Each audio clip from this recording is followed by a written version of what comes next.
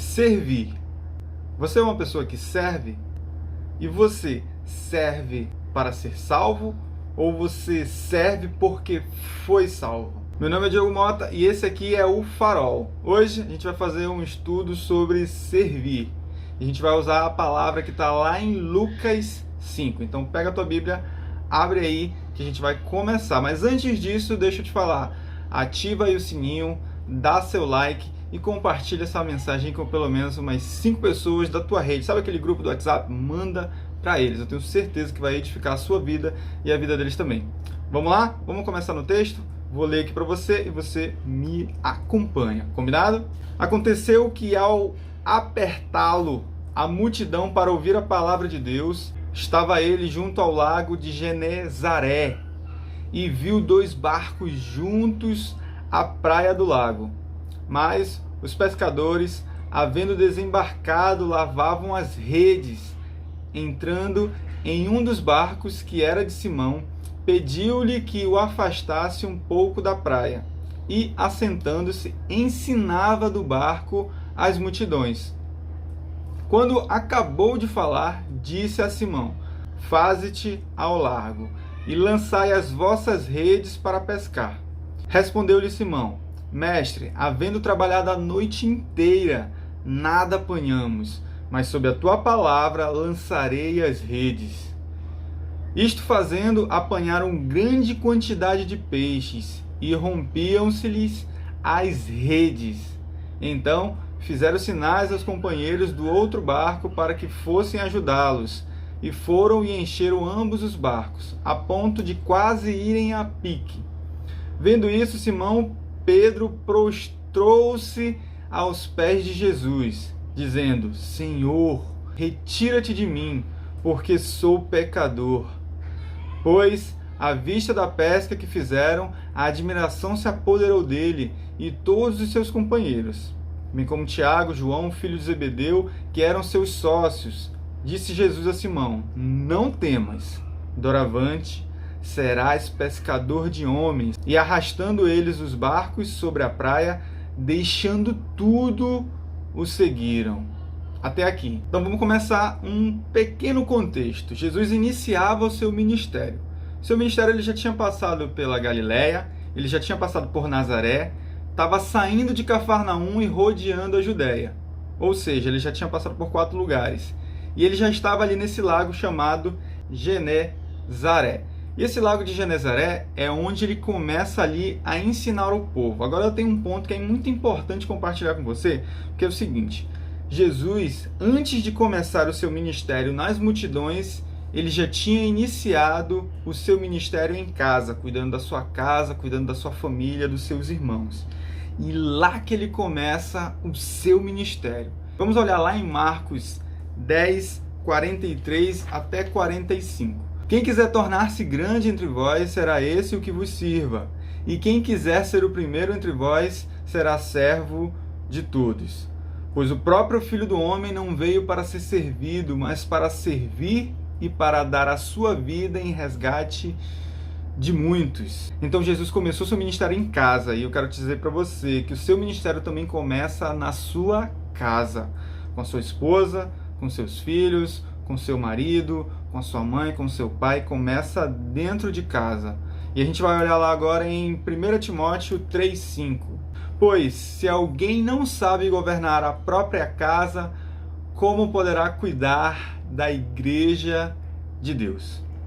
Então a gente começa o nosso ministério em casa para que a gente comece a se preparar para o ministério fora de casa, nas ruas, na igreja, no ministério, enfim, em qualquer que seja o lugar que Deus quer te enviar. Então você começa a ser preparado dentro de casa para ser enviado, para ser trabalhado em algum outro lugar. Agora a gente vai olhar lá em 1 Timóteo 5:8. Ora, se alguém não tem cuidado dos seus, e especialmente dos da própria casa, tem negado a fé e é pior do que um descrente. Então você já imagina, se a gente não cuida dos próprios nossos, como é que a gente pode cuidar dos de fora? Entende? Então a gente precisa começar a cuidar dentro de casa, e esse ministério pastoral dentro de casa, ele começa a nos dar qualificação para que a gente possa gerar um ministério e criar esse ministério fora de casa. Então é como se ele fosse um qualificador. Eu começo dentro de casa, me preparo e quando eu estou pronto, aí eu vou para fora para realizar esse ministério fora de casa, porque dentro eu já estou inclusive dando exemplo, assim como Jesus deu exemplo, cuidando de casa e depois ele foi para fora.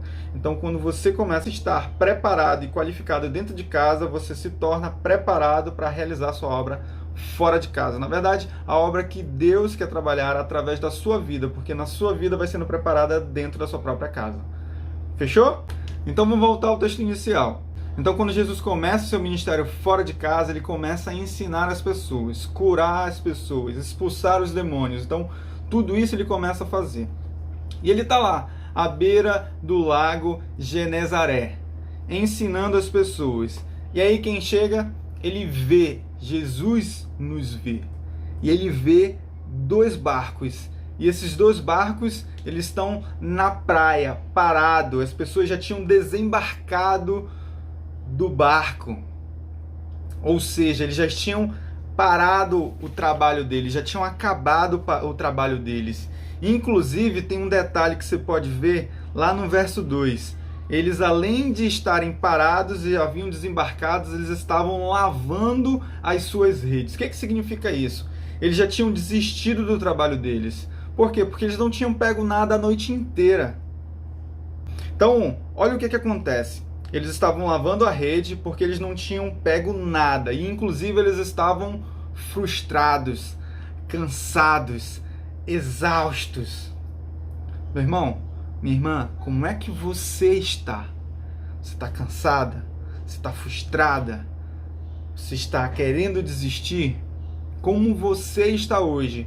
Porque Jesus olhou aqueles homens e ele escolheu aqueles homens ocupados, cansados, que estavam trabalhando. Ele não pegou uma pessoa que estava sem fazer nada. Na verdade, ele pegou uma pessoa que estava totalmente ocupada, exausta de tanto trabalhar. Ele falou, é esse que eu quero. Pedro, me empresta teu barco aqui, que agora eu vou usar o teu barco para poder realizar a minha obra. E aí ele subiu no barco. E olha só para você ter uma ideia. Apesar dos pescadores não ter pego nada a noite inteira, Jesus deu uma oportunidade para mostrar que eles continuariam podendo servir as pessoas. Apesar de não ter pego peixe nenhum, agora eles iam servir de outra forma. Eles iam servir através do barco. E aí Jesus pega o barco deles, sobe e continua a ensinar as pessoas. E esse é o primeiro ponto. Jesus pega, encontra, chama pessoas que estão ocupadas. E quando ele chama essas pessoas que estão ocupadas, ele mostra para elas uma outra forma de servir. Então, já que eles não poderiam dar os peixes para suas famílias, me dá o seu barco aqui que eu vou usar os seus barcos para que eu possa servir e ajudar outras pessoas e ensinar as pessoas. E foi exatamente isso que ele fez. E aí entra no segundo ponto. E o segundo ponto, Jesus dá uma palavra para Pedro. Depois de ensinar todas as pessoas, Jesus fala para Pedro assim, ó, lança a tua rede. E aqui está escrito assim no verso 4. Quando acabou de falar, disse a Simão, faze-te ao lago. Em outras versões pode estar assim, ó, vá para onde as águas são mais profundas e lancem as redes para a pesca. Lancem as redes para a pesca. E o mais interessante é porque Pedro tinha acabado de ouvir Jesus ensinar para as multidões. E ele ensinava com autoridade. Então, Pedro, reconhecendo a autoridade de Cristo, ele responde. Lá no verso 5 você pode dar uma olhada. Respondeu-lhe Simão, mestre, olha, marca essa palavra, mestre. Havendo trabalhado toda a noite, nada apanhamos, mas sob a tua palavra lançarei as redes. Olha só. Então, só para a gente contextualizar aqui. Pedro já tinha reconhecido o Senhor Jesus como um mestre, porque ele ensinava com autoridade. E por conta da palavra que Jesus tinha lançado, mandado, ordenado, falado para ele, ele lança a rede. E é nesse ponto em que Jesus, que acabara de fazer um empréstimo dos barcos de Pedro, agora ele vai repor, ele vai retribuir esse empréstimo. E é quando a gente olha lá no verso 6. Fazendo isto, apanharam grande quantidade de peixe e rompiam-se as redes. Eles pegaram tanto peixe, mas tanto peixe, que as redes estavam rompendo. Olha só o tamanho da quantidade de peixes. E olha só o que acontece. Os pescadores, eles não tinham certeza se iam pescar. Eles não sabiam o que poderia acontecer. Eles estavam com dúvida, estavam cansados, exaustos, estavam sobrecarregados, com pressão talvez da situação que eles estavam vivendo, porque eles estavam precisando de peixe e passaram a noite inteira pescando. Mas a única coisa que eles tinham era uma palavra do Senhor Jesus falando: lança a rede. E através daquela palavra eles lançaram a rede e pescaram muitos peixes. Como é que você está hoje, meu irmão? Você está cansado, frustrado, desesperado, ansioso, depressivo, preocupado porque não está acontecendo nada, mas talvez você precise de uma palavra, a mesma palavra que Pedro e seus irmãos, seus companheiros precisavam. E através desta palavra é que podemos ter clareza sobre o que devemos fazer. Através dessa palavra que podemos saber onde devemos fazer, onde jogar as redes. E através desta palavra que a gente pode saber também como devemos fazer. E se a gente olhar lá em Salmos 119, 105, está escrito assim, ó: lâmpada para os meus pés é a tua palavra, luz para os meus caminhos. Então é através da palavra, meu irmão. É através da palavra, minha irmã, que a gente vai saber exatamente para onde a gente deve ir, o que a gente deve fazer, como a gente deve fazer. Então, se você está com dúvida do que fazer, vai na palavra. Se você está com dúvida de onde fazer, vai na palavra. Se está com dúvida do que fazer, é na palavra, meu irmão. Então, tudo na palavra a gente resolve, porque a palavra é lâmpada para os nossos pés e luz para os meus caminhos. Ponto 3. Quando Deus chama para servir, esse chamado produz consciência. Você lembra que eu falei para você que Pedro tinha reconhecido Jesus como mestre? Olha só o que acontece lá no verso 5, então. Respondeu-lhe Simão: mestre, havendo trabalhado a noite toda, nada apanhando. Então vamos pegar aqui o mestre. Então Pedro acabara de chamar o Senhor Jesus de mestre porque ele via que ele ensinava com autoridade. Só que o que acontece é que depois ele viu um milagre diante dos seus olhos. E vendo esse milagre, Pedro agora começa a chamar Jesus de Senhor.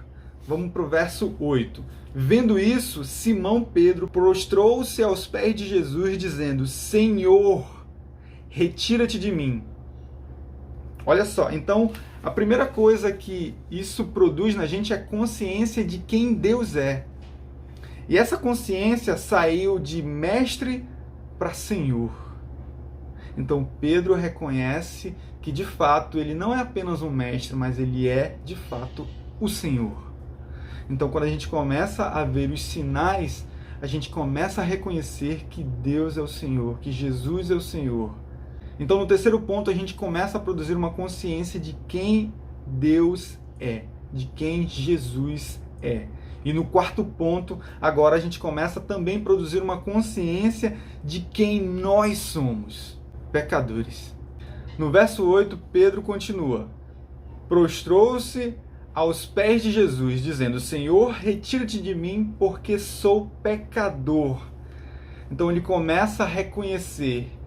E a partir desse momento que a gente vê os sinais, as maravilhas, através de tudo aquilo que o Senhor nos ensina e também os seus milagres que Ele realiza em nossa vida, a gente começa a reconhecer também as nossas limitações, a nossa pequenez, as nossas imperfeições. Então, não somente a gente reconhece que Ele é o Senhor, mas também que nós somos pecadores. E o mais interessante de tudo isso é que, apesar de nós sermos pecadores, Ele nos convida para participar desta obra com Ele. A misericórdia do Senhor é maravilhosa. E a gente entra no quinto ponto, deixando tudo. O chamado de Jesus produz pessoas com decisão, convicção e também com certeza. Olha só o que acontece quando a gente entra lá no verso 11. E arrastando eles os barcos sobre a praia, deixando tudo, o seguiram. Olha o que eles fazem. Eles tinham acabado de ver um grande milagre do Senhor. Eles receberam uma grande quantidade de peixe. E essa quantidade de peixe era muito valiosa. Mas apesar de tudo isso, apesar desse tesouro, vamos dizer assim, que eles receberam naquele momento, que poderia gerar muito lucro para eles, o que eles viram? Eles viram que tinha algo muito mais valioso na vida deles, na frente deles, chamando eles. E eles, deixando tudo, o seguiram.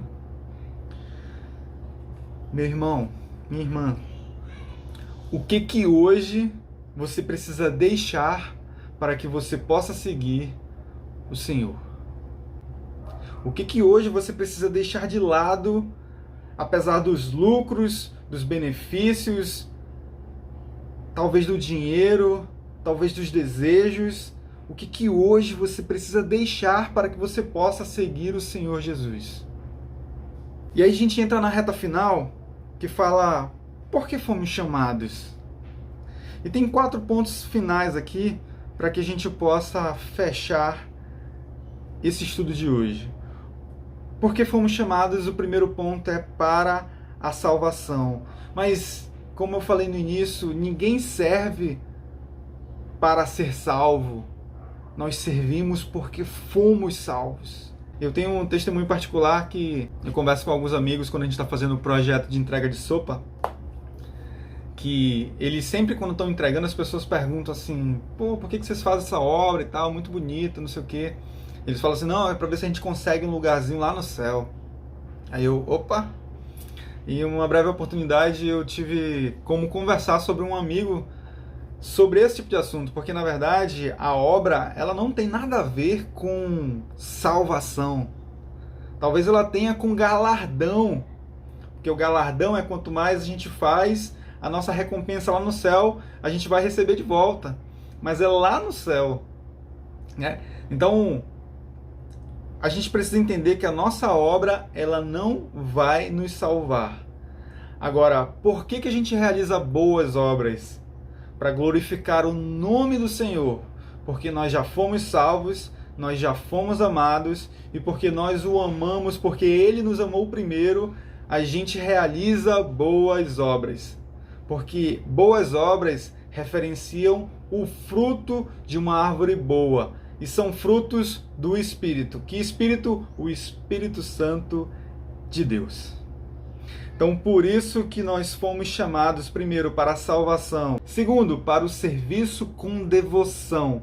E devoção é com sinceridade, fervorosa, com piedade. O terceiro ponto é que nós servimos com abnegação. Deixamos de lado os nossos desejos próprios para nos entregar, para servir outras pessoas. Isso entra como uma renúncia, é um desprendimento, um desapego para que a gente possa auxiliar outras pessoas. E por fim, com fidelidade, porque se você for fiel no pouco, no muito você será colocado. Então, que você sirva com amor o nosso Senhor. Espero que esse estudo tenha edificado a sua vida e que você possa compartilhar isso com a pessoa que você ama, com amigos que talvez venham na sua mente agora. Que você mande isso para eles, para que a vida deles também sejam edificadas. Lembre-se, você é um farol que reflete a luz de Jesus.